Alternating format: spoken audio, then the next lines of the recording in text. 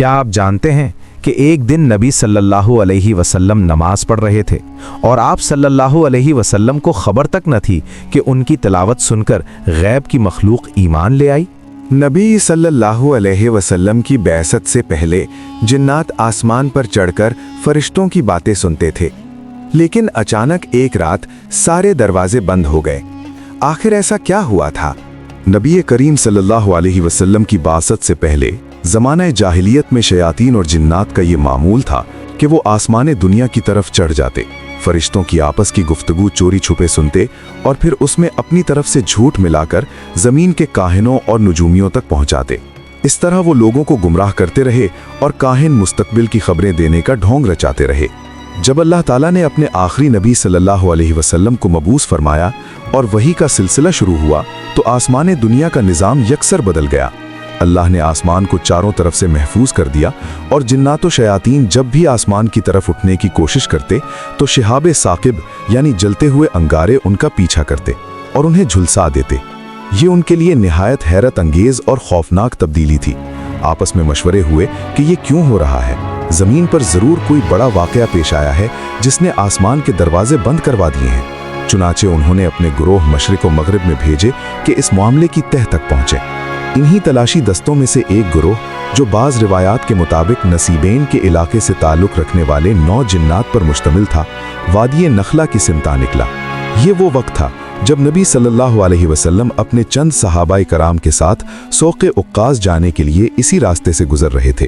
صبح کی نماز کا وقت ہوا تو آپ صلی اللہ علیہ وسلم نے صحابہ کے ساتھ نماز فجر کی جماعت قائم کی اور قرآن مجید کی تلاوت بلند آواز سے شروع فرمائی۔ یہ جنات اسی وادی میں موجود تھے۔ جب تلاوت کی آواز ان تک پہنچی تو وہ رک گئے۔ ایک گہرا سکوت طاری ہو گیا۔ وہ ایک ایک لفظ توجہ سے سنتے رہے۔ قرآن کی آواز میں ایسی کشش تھی، ایسی روشنی تھی، ایسی حقانیت تھی کہ وہ ٹھٹک کر رہ گئے۔ جیسے جیسے تلاوت آگے بڑھتی رہی، ان پر حیرت، پھر اثر، پھر یقین طاری ہوتا رہا۔ آپس میں ہولے سے کہنے لگے، بس یہی ہے، یہی وہ چیز ہے جس نے آسمان کی خبروں سے ہمیں روک دیا ہے۔ نماز ختم ہوئی۔ وہ جنات آپ صلی اللہ علیہ وسلم کی نظروں سے اوجھل تھے اور آپ صلی اللہ علیہ وسلم کو اس پورے وقت یہ معلوم نہ تھا کہ کوئی سن رہا ہے۔ آپ صلی اللہ علیہ وسلم اپنے صحابہ کے ساتھ آگے بڑھ گئے، لیکن وہ جنات ایمان کی دولت سینے میں لیے فوری اپنی قوم کی طرف لوٹ پڑے۔ انہوں نے اپنی قوم سے وہ باتیں کہیں جو بعد میں سورۃ الجن کی آیات بن کر نازل ہوئیں۔ اے ہماری قوم، ہم نے ایک ایسا قرآن سنا ہے جو حیرت انگیز ہے، جو سیدھے راستے کی طرف رہنمائی کرتا ہے۔ ہم اس پر ایمان لے آئے اور ہم اپنے رب کے ساتھ کسی کو ہرگز شریک نہیں کریں گے۔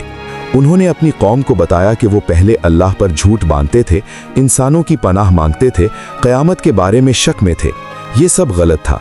اب انہیں معلوم ہو گیا کہ وہ اللہ سے نہ بھاگ سکتے ہیں، نہ اسے عاجز کر سکتے ہیں۔ ان کی اس تبلیغ کا اثر ہوا اور ان کی قوم میں سے بھی بہت سے جنات دائرہ اسلام میں داخل ہوئے۔